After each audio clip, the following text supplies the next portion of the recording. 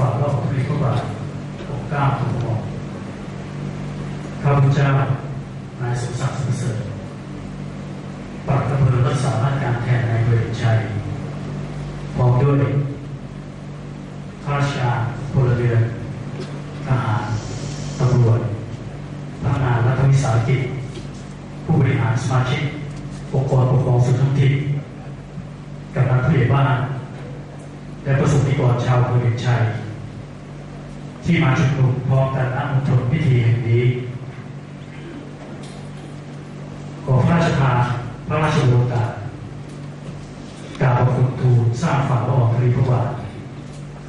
แสดงความปลื้มปิติโสมนัสในวโรกาสวันเฉลิมพระชนมพรรษา